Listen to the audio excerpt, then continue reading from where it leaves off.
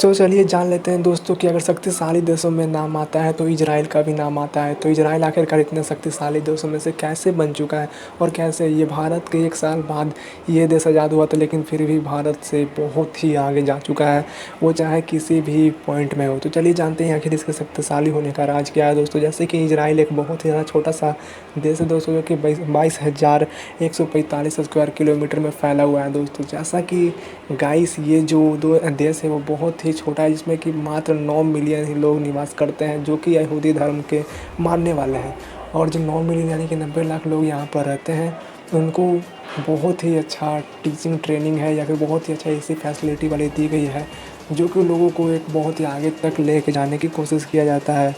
ये देश एक ऐसा देश है कि जो दूसरे देशों की तरह डर डर के नहीं जीते हैं, बल्कि अपने आप पर आत्मनिर्भर बने हुए रहते हैं। आत्मनिर्भर का मतलब ये हो गया दोस्तों कि अगर आप एक दिन में अगर आप जितने भी अगर सामान को उपयोग करते हो, चाहे वो खाने के लिए हो, मोबाइल हो, लैपटॉप हो, बाइक हो, कार हो, जितना भी वो वहीं पर ज़्यादातर बनाया जाता है इजराइल में ही, क्योंकि वहाँ के लोग वहीं कहीं सामान खरीदेंगे तो पैसा इधर उधर नहीं जाएगा और दूसरे लोग भी उस सामान को खरीदेंगे, जिससे कि उसकी अर्थव्यवस्था बहुत ज़्यादा बढ़ेगी। वैसे ही देखते देखते इजराइल इतना ज़्यादा शक्तिशाली और इतना बहुत ही अच्छी आत्मनिर्भर देश बन चुकी है। इजराइल आखिरकार इतनी शक्तिशाली क्यों बनी, इसके बारे में हम लोग कुछ बातों को जान लेते हैं दोस्तों। इजराइल में एक नीति बनाई गई है, जिसमें कि अगर एक के बदले 10 की नीति कही जाती है। मतलब कि आप इसमें एक लोगों को मारोगे तो हम आपको घुस कर 10 लोगों को मारेंगे। एक तरह देखेंगे तो एक बार क्या हुआ दोस्तों कि इजराइल के जो 11 खिलाड़ी थे, जिनको कि फ़लस्तीनियों वालों ने मार दिया था। तो म्यूनिख ओलंपिक की घटना, यस दोस्तों, ये म्यूनिख ओलंपिक एक गेम होती है जो कि 1972 में हुई थी इजराइल में, जिसमें कि फ़लस्तीनी वालों ने अटैक किया था, इनके 11 खिलाड़ियों को मार दिया था। उसके बाद दोस्तों ये अपने क्या किया कि इजराइल ने 1000 से भी ज़्यादा आतंकवादियों को मारा। आप समझ सकते हो, 11 लोगों को मारा इजराइल वालों को फ़लस्तीनी वालों ने, और फ़लस्तीनों के आतंकवादी को 1000 से भी ज़्यादा वहाँ पर मार गिराया था इजराइल वालों ने। उसके बाद भी ये शांत नहीं रहा दोस्तों। उसके बाद भी लगातार 16 साल तक ढूंढ ढूंढ कर एक एक व्यक्ति को मारा, जो कि इस हमले में शामिल थे, जो कि इजराइल के इस हमले में शामिल थे, जिसके कारण कि इजराइल अपना दबदबा बनाए हुए रखा। एक अगर हम स्टोरी के ऊपर इसको बेस करें तो जैसा कि अगर हम कोई भी मूवी देखते हैं, उसमें क्या होता है, कोई भी बदमाश जाता है कोई भी मार्केट में और वो क्या करता है कि किसी भी बेसहारा है फिर उसको मार देता है, पहले जान उसका बोलता है कोई भी ऐसा करेगा तो इसका यही नतीजा होगा। वैसा ही अपना ये दबदबा बनाए हुए रखे हैं। पूरे 57 देशों के साथ ये घिरा हुआ है दोस्तों।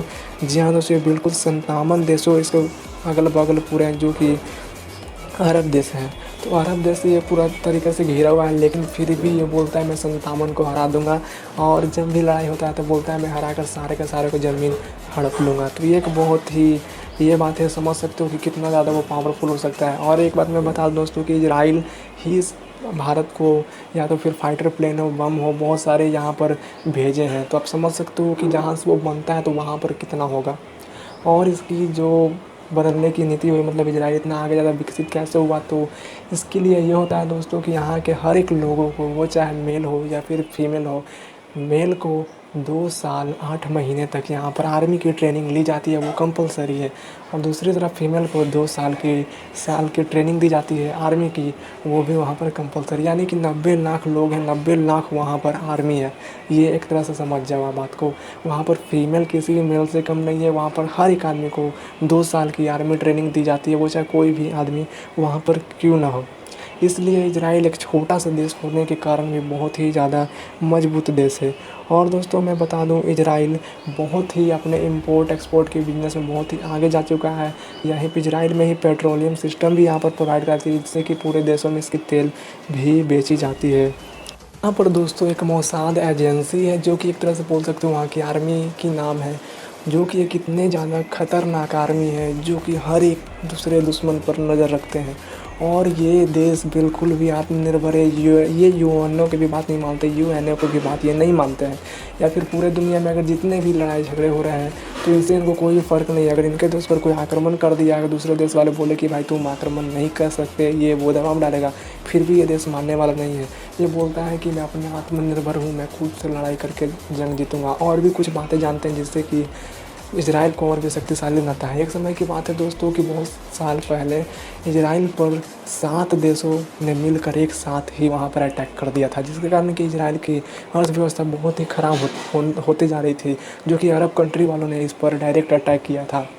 अगर तो इसमें क्या हो गया दोस्तों कि इजराइल की ऐसी हालात हो चुकी थी कि एक सांप और नेवले की, अगर मारते हो तो भाई ज़िंदा रहना है, अगर नहीं मारोगे तो मर जाना है। उसकी पूरी जितने भी इजराइल के पार्ट थे वो पूरे के पूरे अरब वाले हथियार थे, जिसके कारण कि इजराइल पूरे जी जान लगाकर 7 देशों को 7 दिन में हरा दिया था। 6 दिन में 6 देशों को हराकर वो एक ऐसा रिकॉर्ड बना दिया जो कि कोई भी नहीं कर सकता है, और एक ऐसा दबदबा बना दिया उसमें। उसके बाद हराने के बाद वो इतने अपनी टीचिंग क्वालिटी यानी कि पढ़ाई लिखाई पर, एजुकेशन पर, अपनी अच्छी तरीके से जो कंपनी और टेक्नोलॉजी में, सॉफ्टवेयर में, हर एक में इतना ज़्यादा आगे चल गया कि पूछो ही मत। और दोस्तों मैं यहाँ तक बता दूँ कि इजराइल एक ऐसा एकमात्र देश है जो कि पूरे 57 देशों से लड़ने की क्षमता रखती है। वो डायरेक्ट खुले चैलेंज देती है कि मैं अकेले इतना छोटा होकर भी मैं पूरे 57 अरब देशों की मिट्टी में मिला सकता हूँ। वो चाहे सऊदी अरब हो, नॉर्थ कोरिया हो या फिर कुछ भी हो, उस साइड के पूरा देशों के बोलता है कि मैं ओपन चैलेंज देता हूँ।